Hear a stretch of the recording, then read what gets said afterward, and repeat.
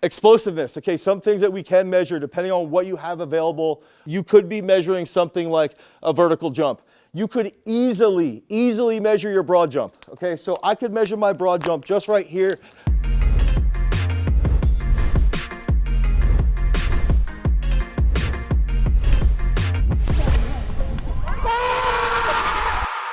All right, so I'm Dane Miller. I own Garage Strength, which is a strength training gym.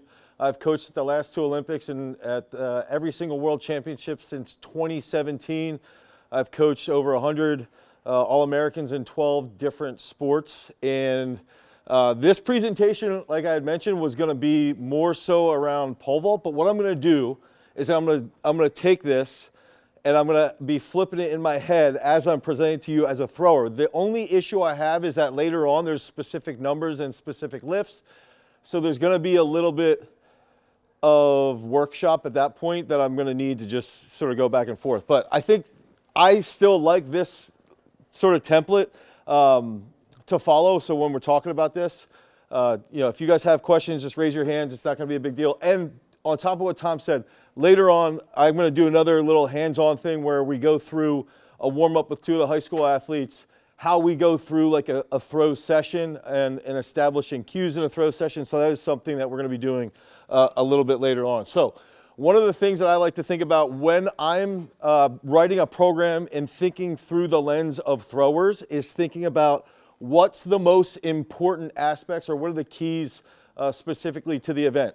Now, I have up here speed. Speed is important for throwing, especially if we're talking about javelin. I don't like to talk about javelin at all, so we're not even going to mention that. Speed, in a sense, in the circle, I think is extremely important, and that comes in my opinion, that comes more so from technical development and getting reps in. Okay, so for the throwers world, I truly believe that it comes down to more so explosiveness and strength that will help you cultivate that speed. And when I'm looking at strength inside the circle, I think about it through upper body, lower body. I think specific lifts, which we will get into. But a lot of it comes down to how strong are you, sort of like from an absolute strength perspective. Think about Joe Kovacs just posted, what do you do, like a 530 front squat for like a set of 6. That's like absolute strength at a very high level. Think about his core strength to hold that position.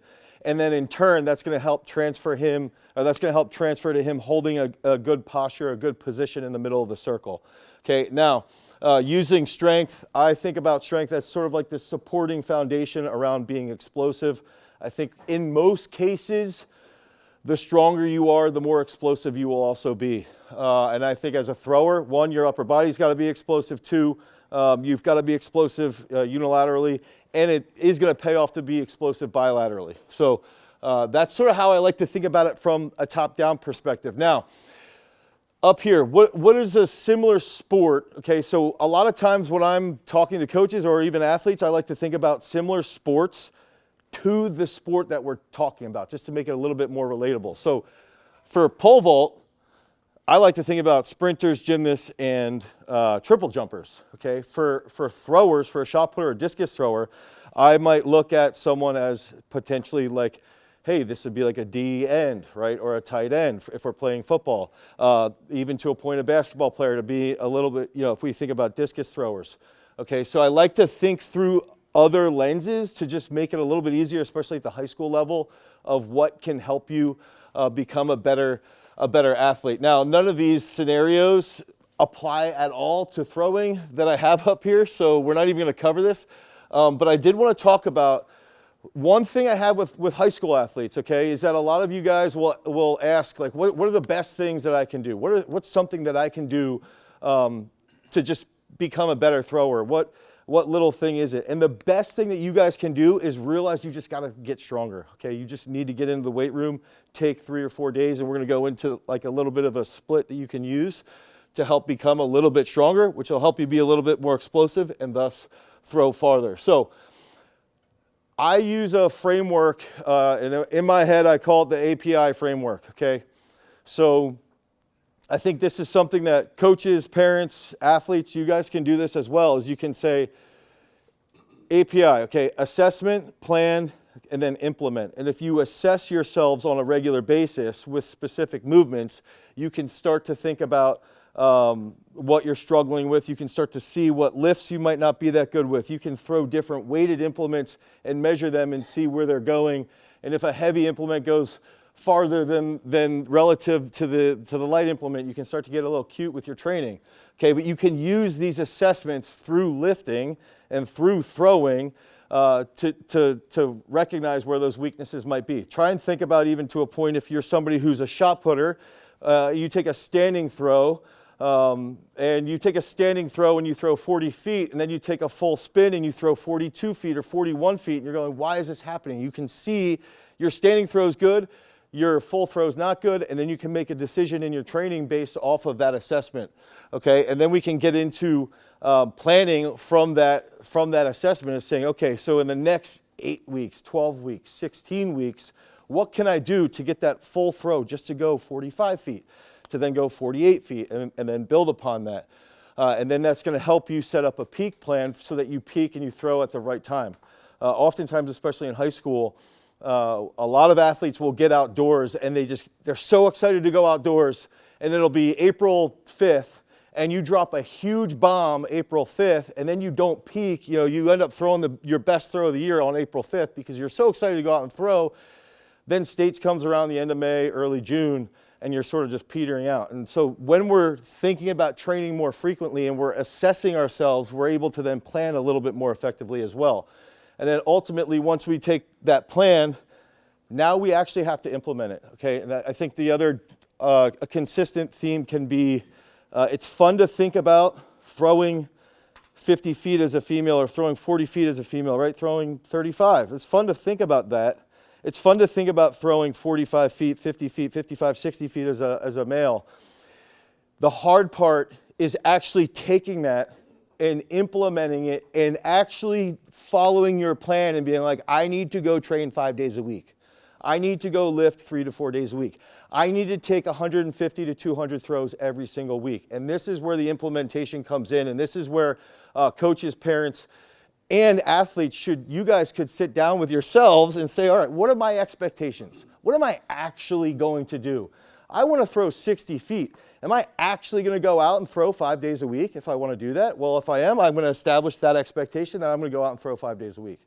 I want to squat, think about Joe. He just hit 530 that I said, right, for that front squat.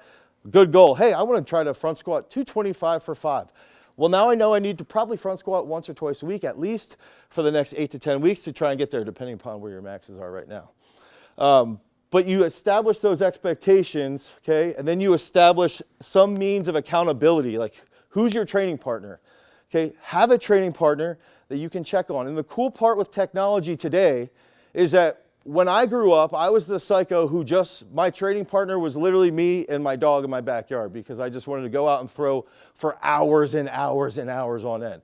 I didn't have Instagram, I didn't have TikTok, and I didn't have YouTube. And that's what makes social media so freaking cool and cell phones so awesome. Sorry, parents, but cell phones are unbelievably powerful in a positive manner, is that you guys can train with training partners on the other side of the world if you really wanted to. You could sit there and I have FaceTime from the other side of the world in a coaching session, and you guys could do this with training partners that you meet on Instagram, somebody who's another shot putter or something along those lines. So now you're establishing another means of accountability that you can easily implement and say, hey, I'm going to check in with you 5 days a week every time I go to throw. I want you to check in with me every time that you go to throw. Or you have a training partner in person that's going to help you train to become better, to become a champion. So now all of a sudden you're establishing that culture within yourselves. And if you're a coach, you can establish that culture pretty easily just by looking at what are the expectations and being as clear as possible with what those expectations are. And then what are those means of accountability? And one thing we're going to get into is that some of the easiest stuff that we can use for accountability is actually assessing yourself, okay? Once every 12 to 16 weeks, measure your bench press, measure your back squat, measure your clean, okay? Every single week, measure your standing throw, okay? Measure your full throw every single week, because guess what? One of the best ways to hold yourself accountable is to measure those things and look at it and be like, hey, well, last week I only threw twice. This week, when I come in, I throw 2 feet less. But then the week prior, when I threw 5 days a week, I actually threw better at the end of the week. Well, now all of a sudden you're seeing that level of accountability, okay, just from doing that. And I have these assessments up here. Just remember, these are for pole vault. Now, with that being said, if you're a football player, the flying 10, 30 meter are actually pretty good tests. So if you are a football player, that you probably should be doing that. Gosh, I'm still so pissed that Penn State lost that freaking game, by the way. I'm like so mad about that. And then the first thing I see when I come into this freaking state is a Go Bucks sign, dude. That pisses me off. Sorry about that. Ohio State just like digs daggers into my chest. Yeah, that was like I just had that flash, that sign just flashed. It was like right out on the highway. Okay, now I'll go back on track now. Explosiveness, okay, some things that we can measure depending on what you have available. You could be measuring something like a vertical jump. You could easily measure your broad jump, okay? So I could measure my broad jump just right here, jumping here, okay? And we could measure that on a weekly basis for fun. You could have your training partner, you guys measure, hey, let's try to get to 8 feet. Hey, let's try to get to 9 feet, whatever that goal is gonna be. But that's a really good assessment for how explosive that you're gonna be. Okay, so you use movements or exercises in this case as a means or a guide for establishing a baseline for where you are with your explosiveness. And obviously for throwing, for shot, for discus, okay? Clean, back squat, single leg squat, but I would say more so for shot and disc. Clean, back squat, bench press are literally the easiest things that you can test on a regular basis. Like, not you have to do it all the time, but you can, in one 4-week block, you could test a 4 or a 5 rep max on these lifts. Not on clean, you could do a double on clean. But on the bench, what's your 5 rep max at the start of a program? You go 4 to 5 weeks. What's your 5 rep max at the end of that program? That's a good way to hold yourself accountable, to set goals, and to help work towards certain levels and certain levels of performance. Does anybody have any questions about this for throwing? What would be the replacement for speed? Okay, so if I go explosiveness, strength, so I would look at it more so. There, I would probably try and think about. I would look at your technique, okay, and like the easy answer would be throw a lighter implement. Okay, so I'll try to answer this, but it'll be a specific scenario. Taman, one of our shot putters last year, he threw a 14.5-pound shot early in the year. This is like February, and he started to pop off with the 14.5, and then he threw pretty well, very close to that mark in a comp.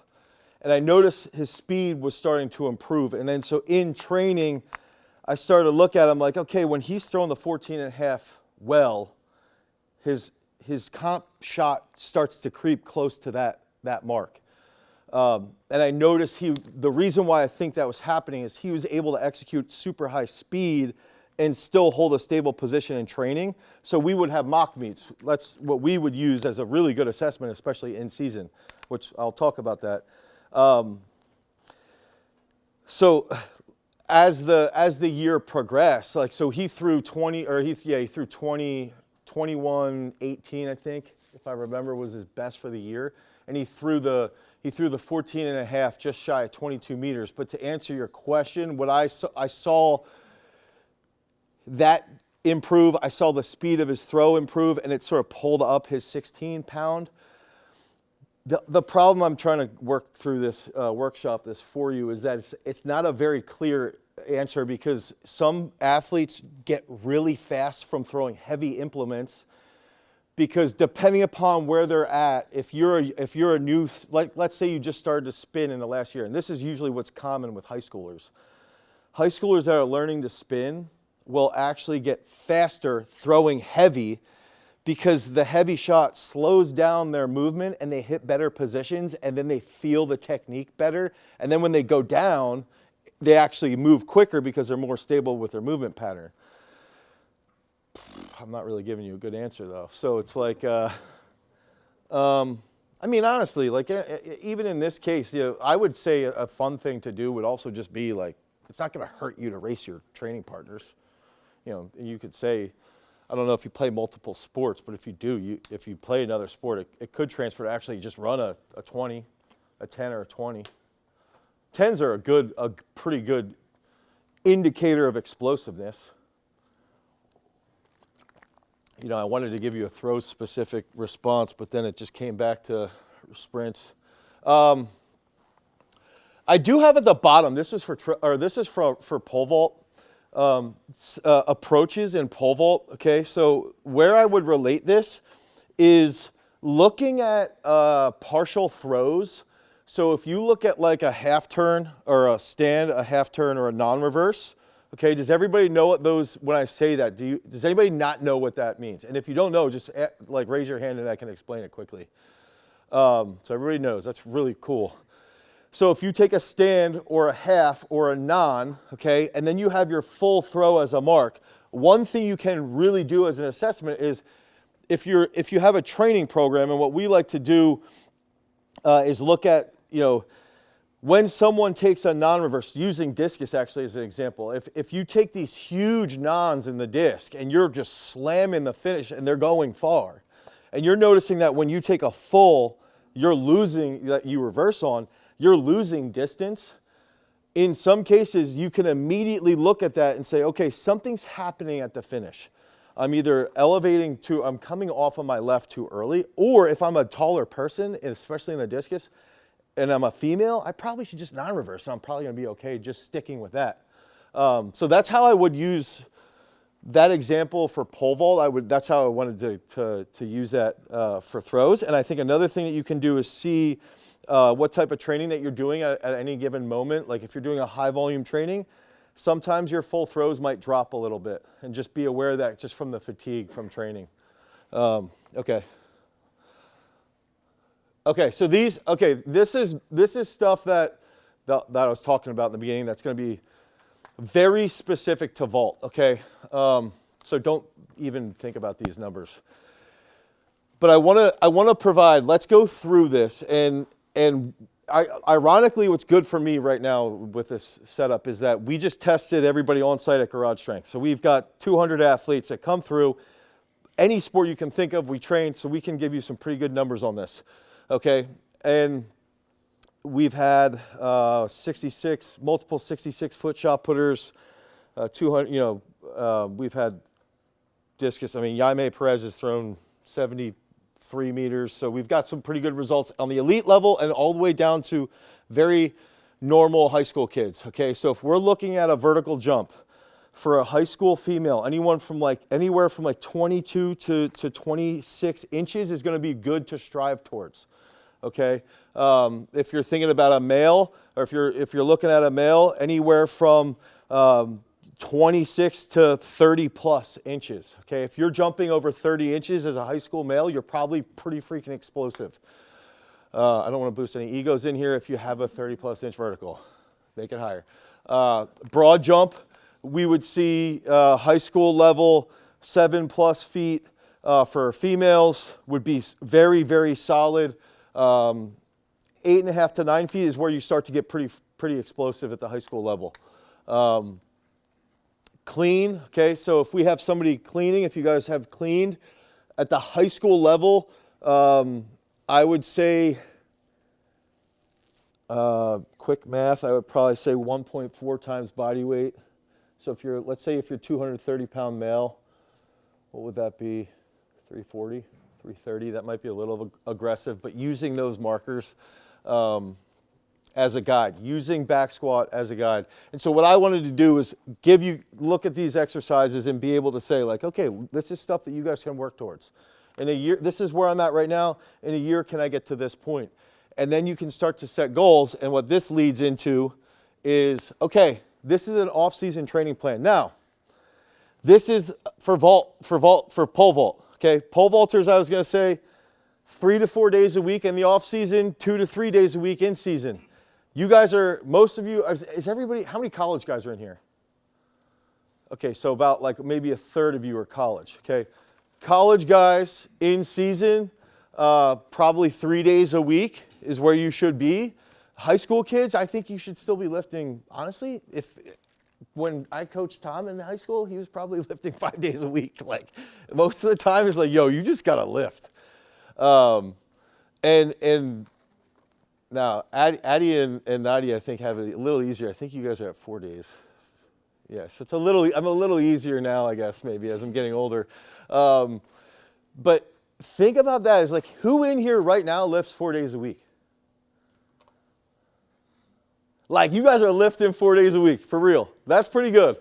Okay, so I think that was probably about half. I mean, is anybody over 4 days? Okay, good. That's great.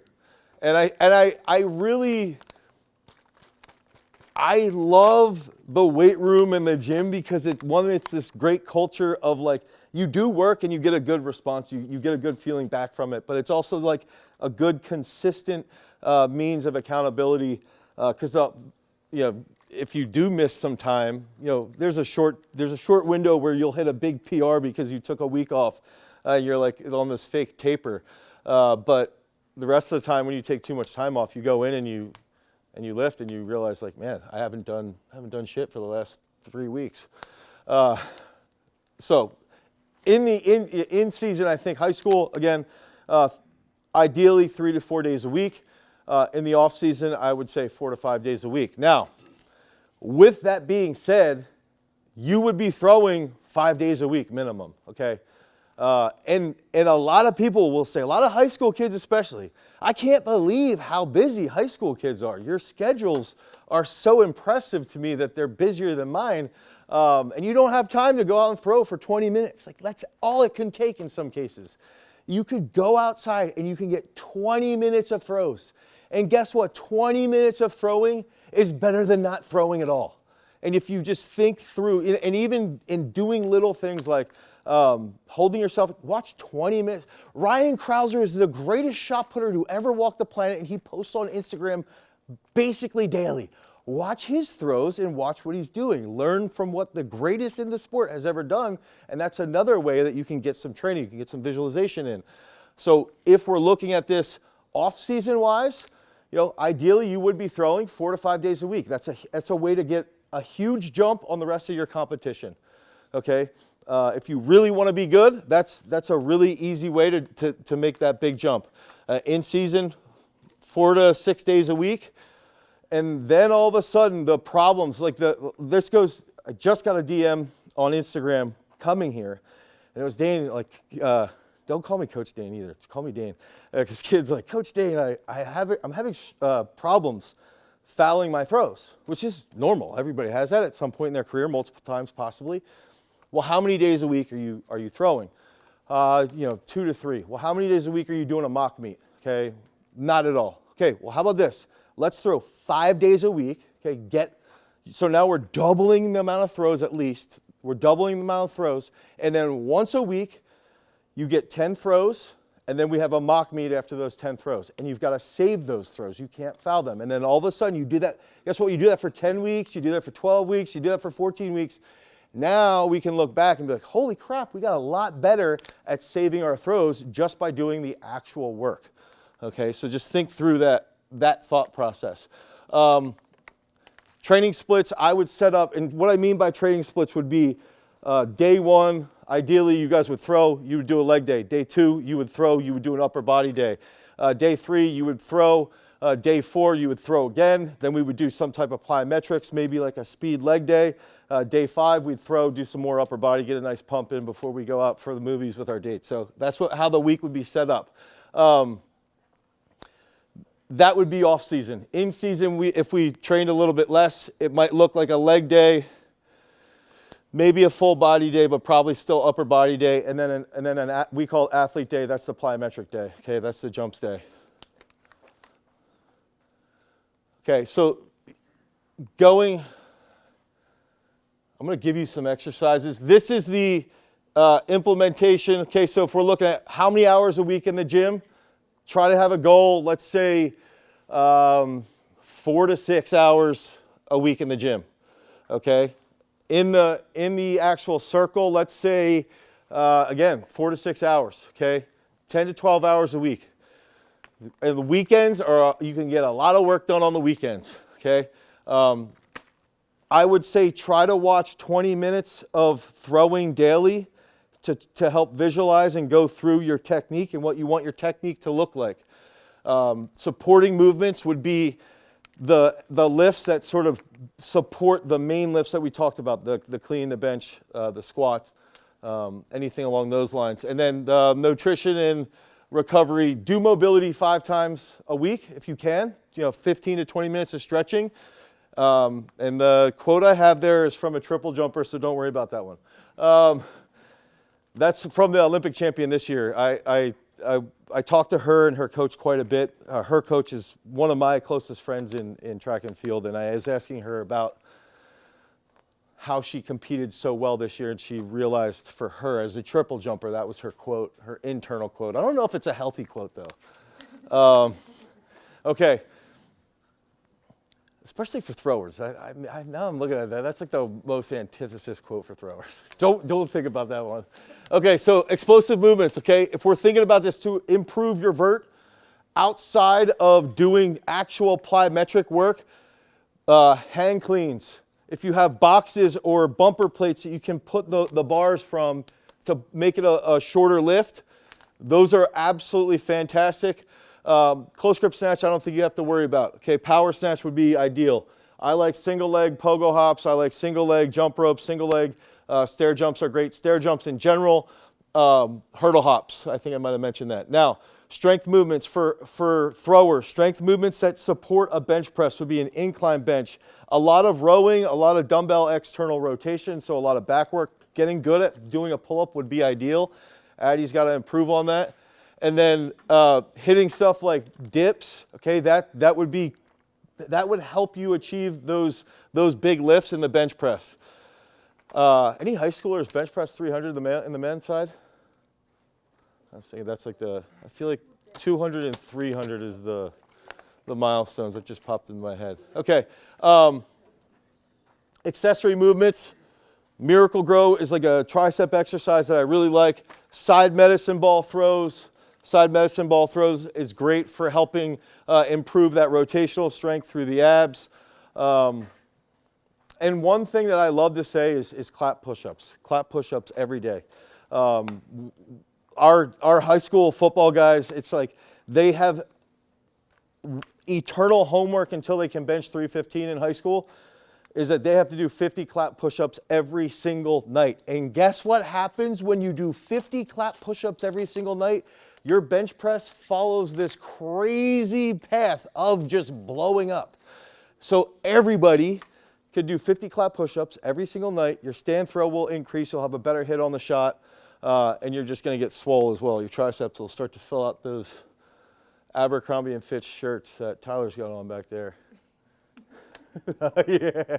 Okay, so just as a review, go back through that API framework. Assess, okay, plan, implement it, have the benchmarks in your mind of what the lifts are that you want to hit, okay? Have those supporting exercises. The big thing, though, too, is to establish what your own personal expectations are for yourself. What are your expectations? Are you actually going to throw 3 days a week? Are you going to throw 4 days a week? Are you going to throw 5 days a week? Are you going to lift 4 days a week? And then hold yourself accountable. Get a training partner. Have somebody that you can use, and that they can use you to be better. That pays off a lot in the long run. So if you guys have any questions, and we do have a strength training app, Peak Strength. I put the QR code in there. If you guys have any questions around training or anything now, ask me. I'd love to talk, and I will be down doing shot and discus. Yeah.